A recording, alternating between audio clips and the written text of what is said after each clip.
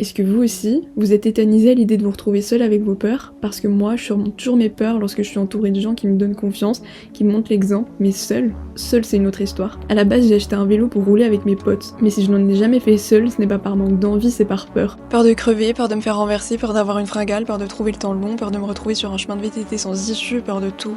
Alors que tout ça, ça pourrait m'arriver même en étant accompagnée. Bref, bienvenue dans ce premier épisode de la série J'affronte mes peurs jusqu'à avoir peur de ne plus en avoir. Aujourd'hui, j'étais censée rouler avec Capu, mais un changement de dernière minute a bousculé son programme, et donc le mien. Enfin non, pourquoi est-ce que l'absence d'une pote devrait changer mes plans? J'avais prévu de rouler, alors j'y vais. Avec ou sans copine. Je pédale, mon cerveau me hurle de faire demi-tour, mais mes jambes, elles, continuent. Je suis en train de le faire, seule. Et c'est là que je réalise que ce n'est pas tant le vélo qui me fait peur, c'est l'inconnu. Je me surprends à remarquer des paysages que je ne regarde jamais, trop occupée à parler, à suivre, à ne pas être la dernière. Là, c'est juste moi et la route. Et contre toute attente, ce n'est pas si mal.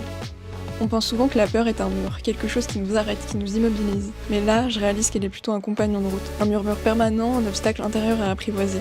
Si elle disparaît un jour, est-ce que je serai encore vraiment en mouvement? Parce qu'au fond, c'est elle qui me pousse. Pas pour fuir, mais pour voir ce qu'il y a derrière. Le goudron défile sous mes roues, la peur est toujours là, mais elle n'a plus le même goût. Elle n'a plus le dernier mot.